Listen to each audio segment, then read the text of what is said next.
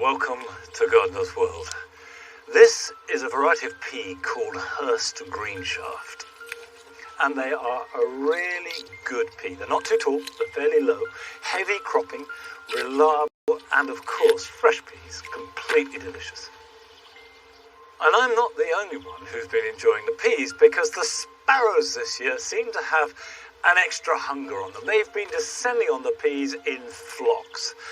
And as well as them, we've had pigeons eating the brassicas. The rabbits have come in and have decimated the French beans, reduced them to a stub. The blackbirds have been gorging on the raspberries. But I can't say I mind that much, because there's plenty left over for us, and all that wildlife adds a richness to the garden. On today's programme, garden historian Adverley Richmond discovers that there's more to a Staffordshire theme park than its roller coaster rides. The last time I was here, the pagoda fountain was covered in tarpaulin, so I've never seen it in action. Oh my goodness! Nick is on the second part of his South African adventure, glorying in the dramatic display of Crocosmia growing in its native habitat. When you see the plant growing in the wild on a scale like this, you can see why it's become so popular. And if you've been growing tomatoes along with me, I'll lead you through the next stage, and I'll also be summer pruning my espalier pears. Come on.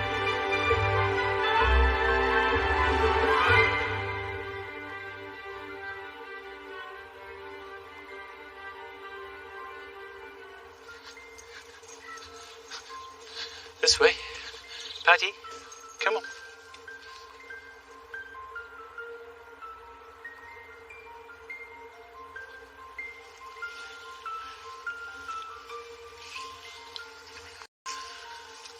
Now, the reason why I'm wearing this intensely flattering Teletubby outfit is because it's time to do a little bit of maintenance in the pond. We made this pond 8 years ago, and it's really had very little attention. I leave it for months on end, which is not necessarily the best thing to do. If you want a pond to lower aspect of the garden, now that means getting in there. Now, this is always the interesting moment. Chances of me disappearing under the water with all the grace of a ballet dancing hippopotamus are quite high. Good so far. Right, straight away, you can see here these browning leaves that look as though they've been blasted by a blowtorch. Something terrible has happened to them. Well, it's called time. This is Caltha palustris, the king cup, marsh marigold. It's done its flowering, it's over, these are dying back, and in fact there are new leaves in there, so I need to cut that back. Reduce these old leaves. So this new growth here has got plenty of vigour to it, is nice and fresh and green, and that will produce these great yellow buttercup flowers in April and early May. This is Iris pseudacorus, lovely yellow flowers, but it is a bit of a thug. Where it's happy, it can take over, and the only solution is to ruthlessly cull it. So just take it out like that, and that's ready for transplanting to the other pond if I want. So I'll put this to the side here. And that can come out there. These will grow in boggy conditions or submerged under the water. So I just plunge them into the edge on relatively shallow part of the pond. I don't try and secure them in any way, and the roots grow and attach, and I'm completely happy. So that can go to one side. Now, what I want to do is use this rake, just to rake the water a little bit, to pull any dead leaves. And a rubber rake is ideal for this. And what you're really after, as well as actual dead leaves, is weed, blanket weed or any surface weed that you get on the water, because if that covers the sunlight, then plants below the water are not getting enough. And the reason why you get blanket weed or algae growing is the relationship between nitrogen in the water, which you get from decaying leaves, and sunlight. And it grows very fast. It's a really efficient plant. So what you need to do is to take out as many of the dead leaves to dead head, take off the spent flowers and the spent leaves, and don't... Over there, and just above it, is the tip of a Stonehenge meets Aztec monument. But over the other side of the valley is a Swiss cottage. And inside the house lived a blind harpist whose tunes rippled down the valley to add an air of mystery. The garden is all about surprises and views, with glimpses of the next feature through the trees, luring you to explore. A key feature is the 300-foot grand conservatory, a tribute to classical Georgian architecture and recently restored. As a historian, I have seen quite a few garden conservatories in my time, but this has got to be one of the best examples. It is absolutely gorgeous.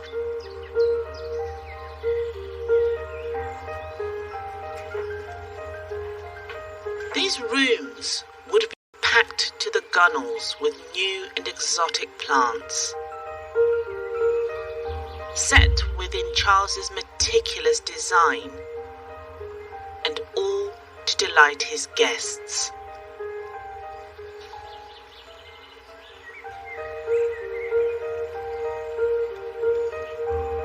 And these superb pineapple finials were a symbol of hospitality and friendship, which is why we still see them on gateposts today.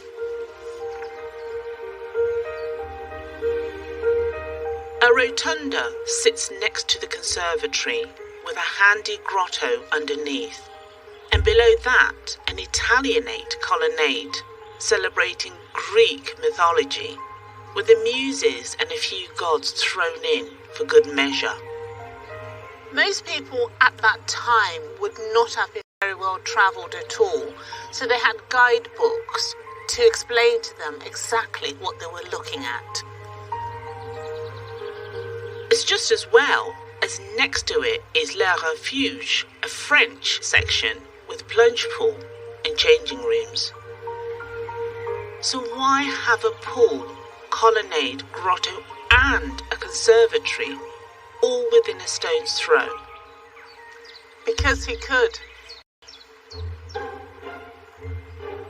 Each area would have had elaborate planting to match, so although topiary had fallen out of using,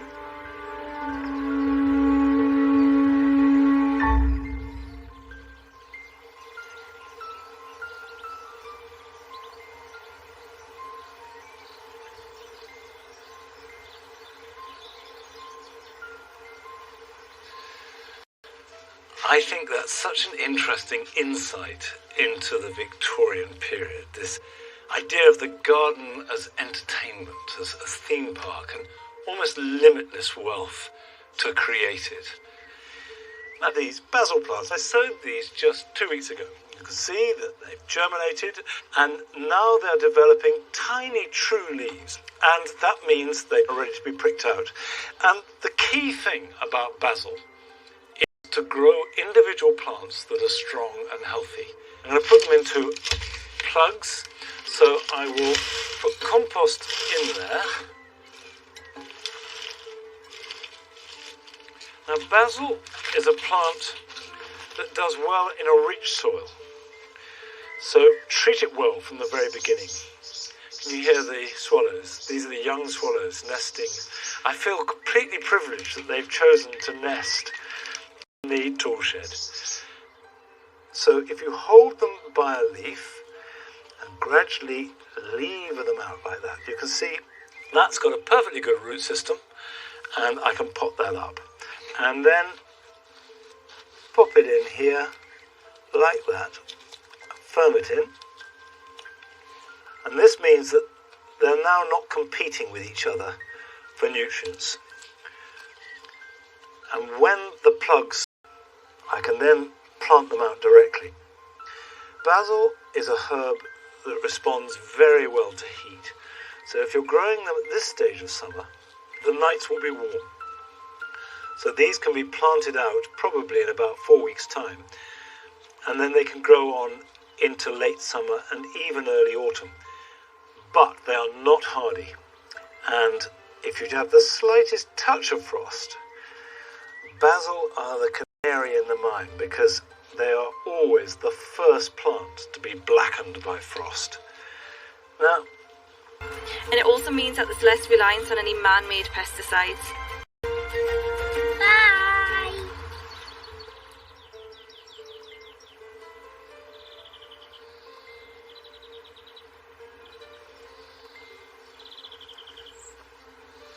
well, I think Joe and Finley have made a terrific job, and it does show that you really do not need to use chemicals to control the pests and have a healthy and productive garden. I mean, when you think they only took that allotment on this January, they have done a fine job. Now, the three sisters that I've got here are pretty fine too. I'm very happy with them. Of course, three sisters are a combination of sweet corn, courgettes, which are growing out here, haven't given me any fruit yet, but they will very soon, and beans. These are French beans that are flowering profusely. You've got tiny little pods already beginning to appear. The courgettes and the beans will be productive over the next week or two if we get a bit of sunshine. And the sweet corn, which are flowering, will produce the cobs round about 4 to 6 weeks' time. So it's a good combination. And this is the bed of the Gardener's Delight tomatoes that I sowed on the 1st of May. And if you sowed some then too, yours should be about this sort of size. These are cordon tomatoes and are grown up a single stem. And you can see there's little fruit, little green fruit beginning to form. And these will develop quite quickly and ripen quickly too if we get some sunshine. But also the plants will grow at the same time and get heavier, so they must be supported. And that means tying them in regularly.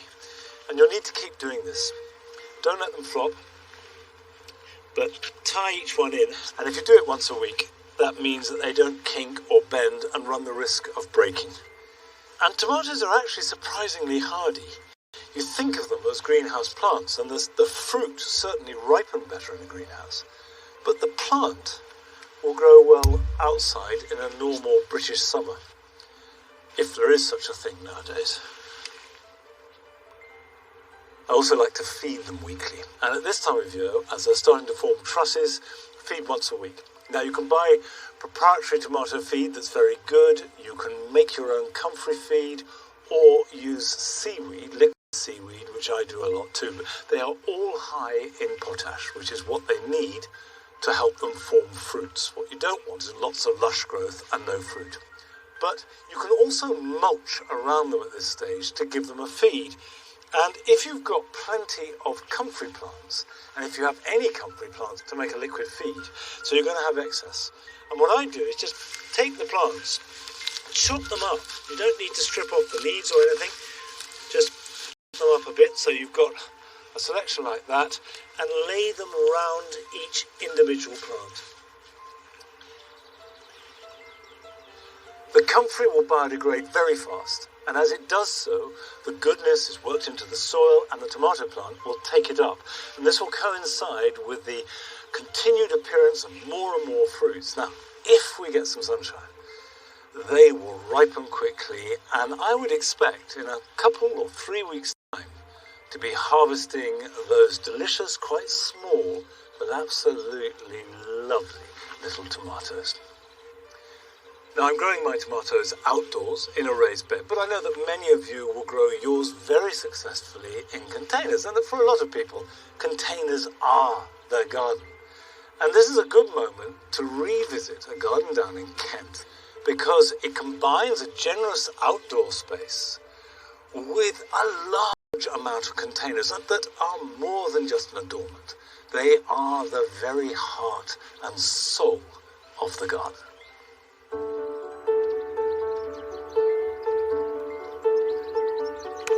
Seeing the colours dance every day, this garden makes me smile. I had a friend once who was always saying, "Annie, you wear too much black." And then suddenly, I've just gone into colour. It lifts you. It's about a vibrancy of life. My name is Annie Warner. I knew from a very early age the importance of being surrounded by greenery, being immersed in plants. In my garden, I have 3 terraces. I have 150 pots. I love this feeling of things erupting out. I've got geraniums, cosmos, marguerites, but planted into the soil, I have got euonymus, pachysandra, and ivies to make a sort of ground cover. Evergreen, whether it's the ivy or the euonymus, grows up and sort of surrounds my pots and makes them part of the earth, so that you don't know where one begins and the other ends. And I love it that some of my pots I can't even see anymore. I haven't seen them for a couple of years, even longer, because they're now encased with ivy. It makes them feel part of the ground. I wanted the vibrancy of bright pinks, bright oranges, reds of different hues. Merges with the green, they spark each other off. This is the first time I've had hanging baskets, and I love that feeling of flower and tendrils draping, falling down, meeting other plants coming up. 2 different worlds sort of merging together. I think of it as my living painting. It moves from season to season. The colours change because I might think, oh, that colour's not working quite right there, so I'll move the pot.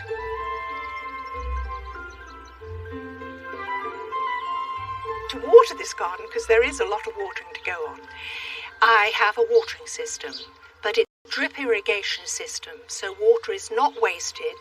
You are using water very economically. I've always been fascinated by paths. It's something about the mystery of where do things go. I wanted to make an area that was slightly mysterious, so I set it like a stage with an arch. I wanted to introduce the helichrysums in the lanterns so that, again, you've got movement. So it's my little area for sitting quietly contemplating life. The colour green is, I feel, an essential part of my life. A number of years ago, I got terribly ill. I was under an immense amount of stress, and I looked out at my garden, and the phrase that went through my brain was, cut yourself off from this at your peril. And it still goes through me, you know. I know it is an essential part of my life. And I think the other great thing about gardening is it's a step into the future. You are taking a step into your future life, because if you're planting things, you have to be there to care for them. It's something that takes you forward. It's just a wonderful space. It feeds me every single day. For me, it's wonderful.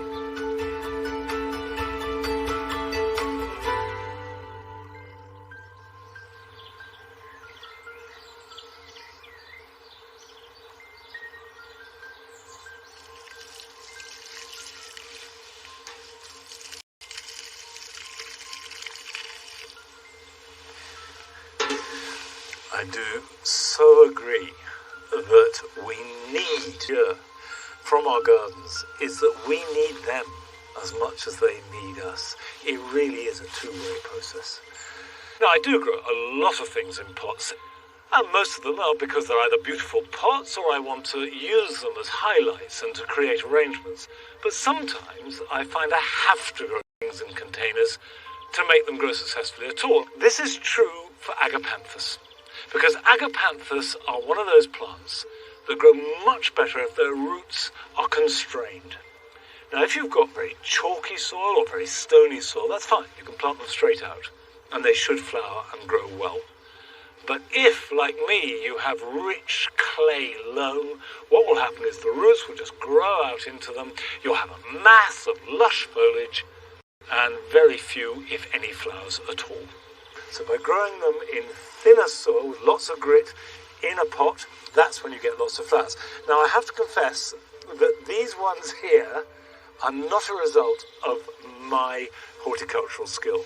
These were bought because I just like the look of them.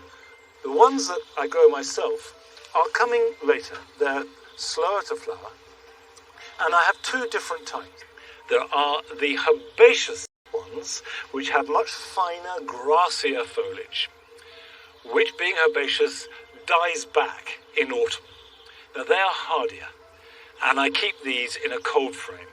But actually, if it's not too cold where you are, they can stay outside in the garden. But the evergreen types, which have a richer, often fatter, thicker foliage, and of course evergreen, is not so frost hardy. So I keep these in the greenhouse. And I feed them seaweed once a week. But the idea is to put the food into flowers, not foliage. And I would expect in about 3 weeks' time these to really hit their stride. Now, still to come on today's programme. There's another chance to enjoy a beautiful garden of carefully curated colour that has been nurtured for over 40 years by a dedicated husband and wife team.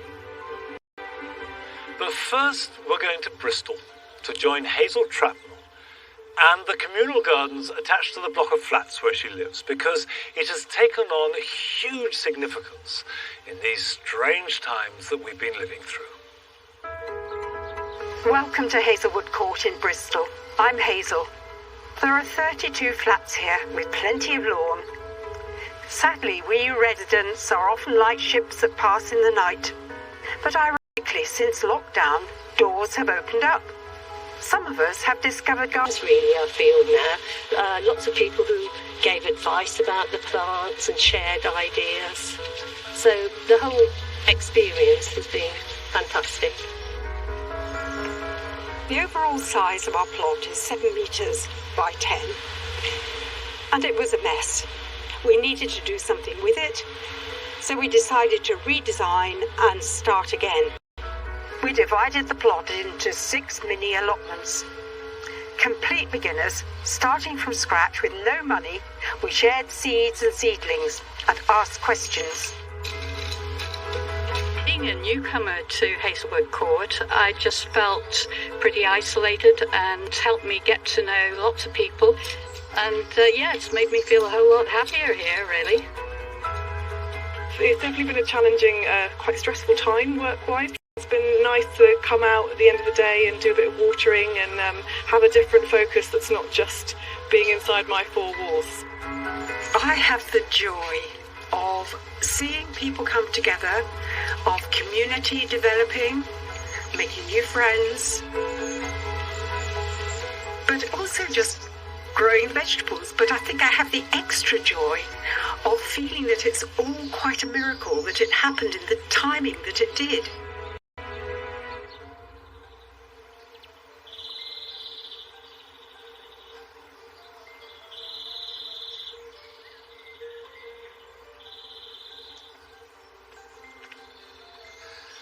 I think Hazel's experience is something we can all relate to, because although we may not have shared a space with other people and been confined to our own gardens, there has been a sense that this is something that we've all done together, and that communal spirit is really powerful. Now, a plant that is powering its way here in the Jewel Garden is Crocosmia Lucifer. These brilliant vermilion flowers shine out for weeks on end. And when the flowers are over, the seed heads are really decorative and stay looking good well into autumn. Now, ever since it was first introduced, it has been a star in almost all our gardens. But it originates from South Africa, and Nick went to South Africa to see Crocosmia growing in its true home. The rich, diverse landscapes of South Africa are home to over 20,000 species of plants, including some of the most spectacular.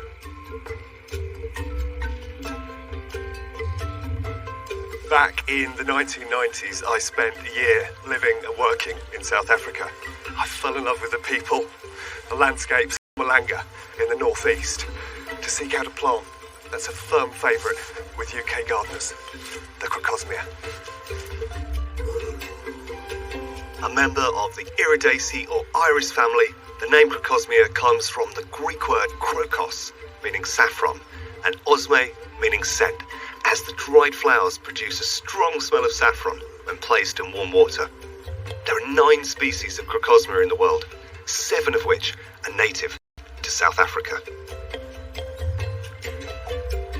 And when you see the native plant growing in the wild on a scale like this, you can see why it's become so popular. Here at the Valoran Valley Nature Reserve, the tallest, most vigorous species grow in vast swathes. Perhaps one of our most iconic UK border plants is Crocosmia Lucifer, has those incredible red bird-beaking flowers. Well, here is one of its parents. This is Crocosmia paniculata, growing out in the wild, and you can see the sheer scale of it and the fact that these broad bladed leaves carry through to Lucifer and give it that real strong characteristic in the garden. What's really lovely about both the parent and Lucifer is their incredibly long flowering, and being here and seeing them in the wild can give us real clues as to how to grow them in the UK. Here it's on a relatively free-draining soil, but it gets a lot of rainfall, so during the summer it needs to be quite damp to keep it flowering well. However, in the winter it wants to be a bit drier, so you don't want a claggy clay soil. You want something that's a bit free-draining but with a bit of organic matter so it holds it well in the summer. And in fact, if you look after it well, you can get about 2 months of flower from it, and then once that's finished you get the lovely seed pods through the winter. Now, most of us don't have the space to create a swathe of this scale, but by dotting a few through your borders you can get a really dramatic look at those bright red lovely flowers. Professor Craig Peter is a botanist at Rhodes University and has a special interest in plant pollination. The cultivar we grow in the UK, Lucifer, is pollinated by a range of different insects, but I understand here there's a real specialist that pollinates these.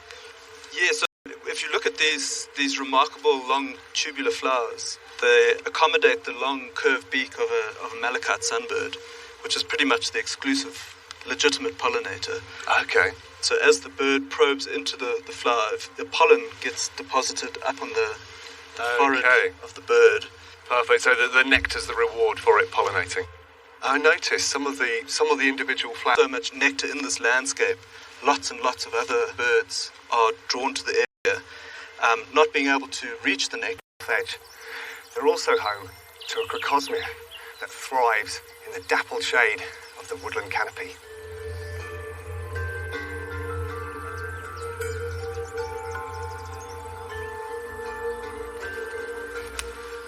And here it is, Crocosmia aurea, sparkling away on the edge of woodland here.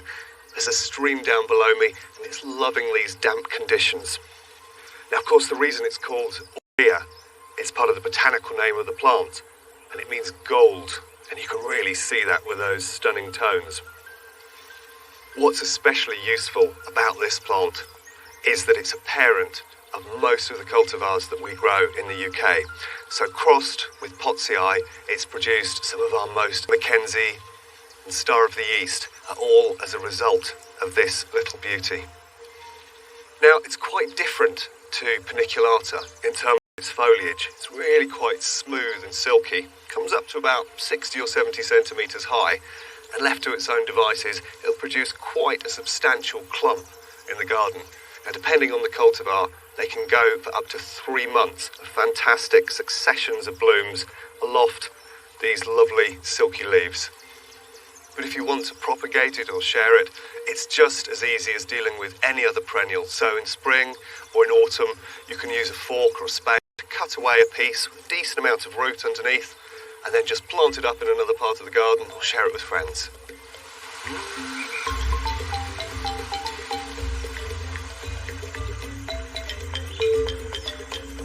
We have South Africa to thank for a huge range of the plants that we grow in our gardens.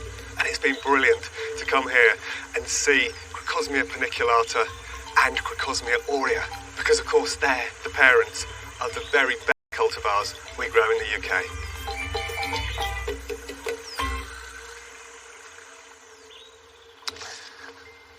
Come on. I'd never seen the Crocosmia growing like that. Didn't they look amazing? Absolutely fantastic. Now, this is the perfect point of the year for summer pruning. Summer pruning is ideal for any kind of fruit that is trained into a certain shape. That could be espaliers like this, it could be cordons or fans, and it's a way of keeping its shape, because summer pruning, as opposed to winter pruning, curtails growth. If I did this in winter, it would stimulate it with even more vigorous growth. That's why I use summer prune. Now, these are Bon Chrétien pears, and when you're pruning back and you've got new growth like this won't produce any fruit this year, next year, and maybe not even the year after, because the fruit is produced on older wood. So I need to prune back to the old wood that we've got there, and I can just take that a leaf or so above.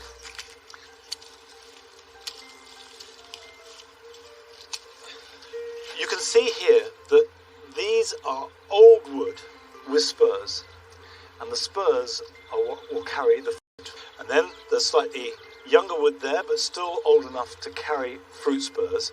And then we come to the new wood, and this is all new up here. So what I'm doing is cutting back so there's just a little bit of new wood left, just a stub of new wood. Now in time that will ripen and be more productive and give a fruit spur. And you can tell if there's going to be fruit next year because it'll be slightly swollen under the spur. As we go along, we can work back. And then the next phase, when you have cut back, is just to work out the structure. So we've got 3 layers, 1, 2, 3. And each one of them has got these side shoots coming off them that will carry the fruit. And the beauty of this system is that the smallest garden can have lots of fruit. You can grow them as cordons, as fans, as espaliers, as stepovers, and they all need summer pruning.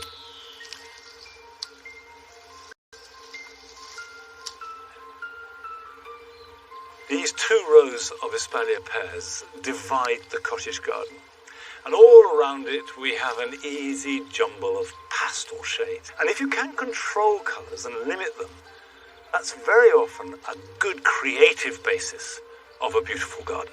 And that certainly was the case when we went to Staffordshire to visit the garden of Margaret and Peter Hargreaves.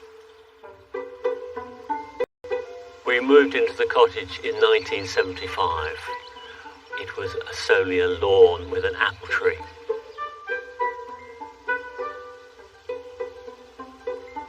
I do the planting because Peter just won't touch that, but I don't want him to anyway because I like to do it.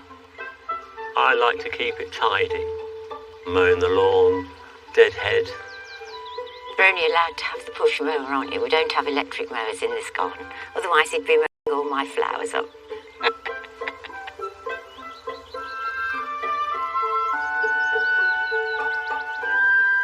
Colour is the main thing. Immediately I started colour scheming the garden. It gave me an extra dimension to my gardening. The soil was my palette and I was painting on it.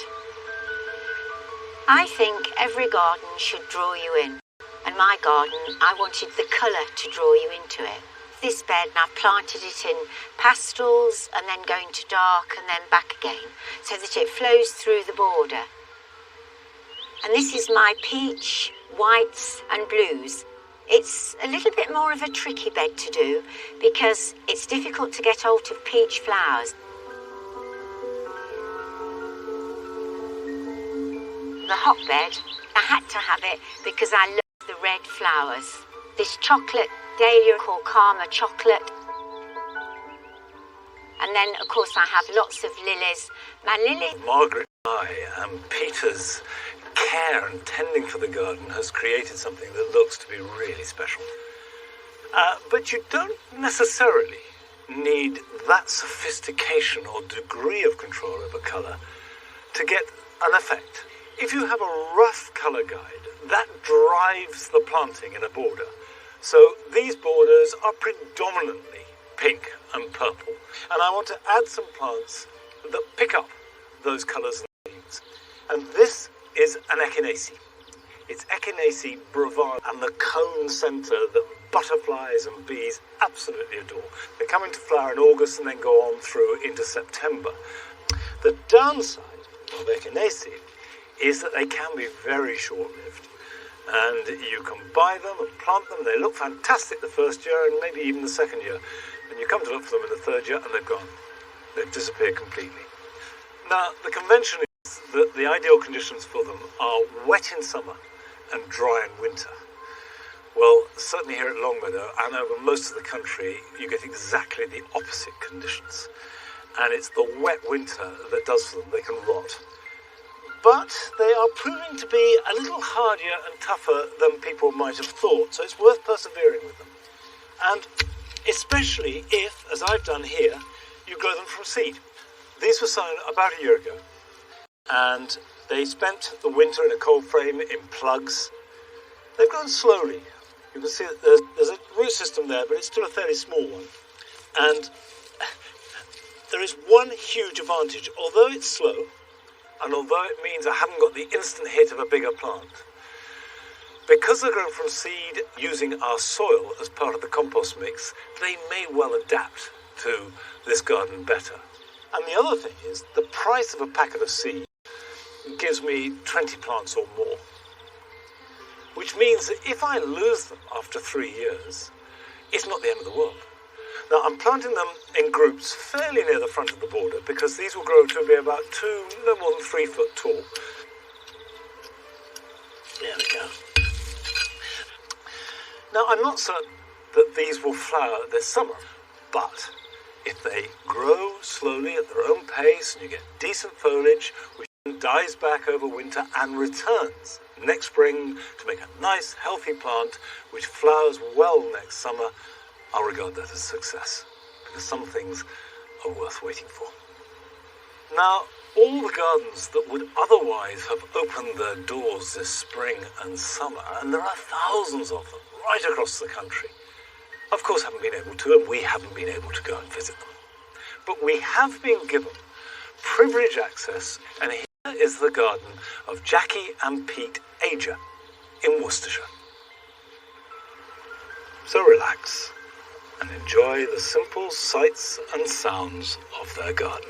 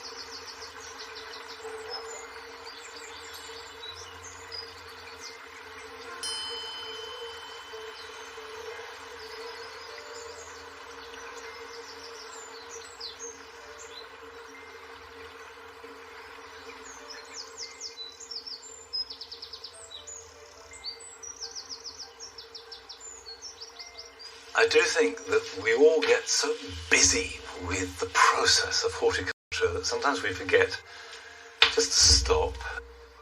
Now, I've been busy in here, actually. This is very much part of the engine room of Longmeadow, and at this time of year, where I grow cucumbers and gherkins. So I grow them in pots which are half full of garden compost, and then bring them in here where it's not only hot, it's fairly moist too, and I water them very thoroughly. And you can see they're growing very well indeed. This is a variety called Burpless Tasty Green, and we've already got quite a few on here. I'm often asked how you know when a cucumber is ready for harvesting. Well, a good guide as any is to look at the end. You can see if you've got a small one like this, it's got a much more pointed end to it compared to this one here, which is much more rounded. This is absolutely ready, and I will certainly harvest that today.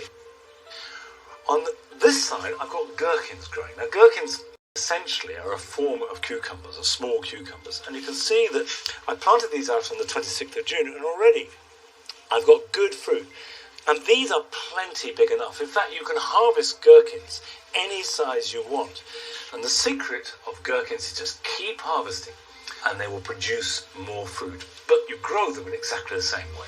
Lots of heat, lots of water, and plenty of feed, and they will go on pumping out those delicious little gherkins. Now, I need to cut this back and try and tame it a little bit. So that's a job I need to get on with. And while I'm doing this, here are some jobs for you this weekend.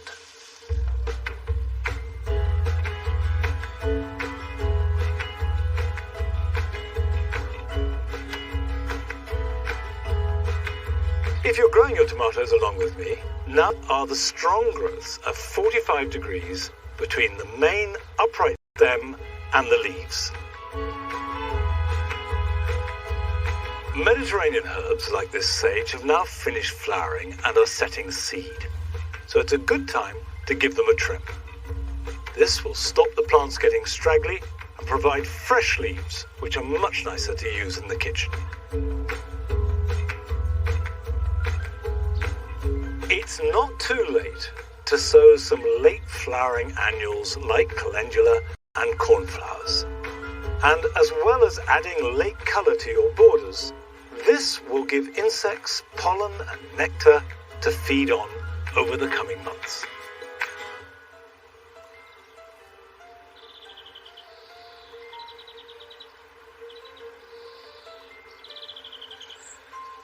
If gardeners are honest with themselves, they spend most of their time trying to control nature, to make plants do exactly what they want, when they want it, how they want it, and where they want it. But sometimes nature fights back and wins. And the lawn walk is a good example, because the Alchemilla monis was planted to edge the path. But it's grown long and lush and has flopped over the path and is now just flowing along the length of it. And the Caltha spinosus, planted well back, not least because it's very prickly, and also because we wanted these upright spires of flower in between the box, has leaned in and is doing its own thing. And the result is much better than anything I could have designed. But that's it for today. I'll be back here at Longmeadow at 8 o'clock next Friday. So until then, bye-bye.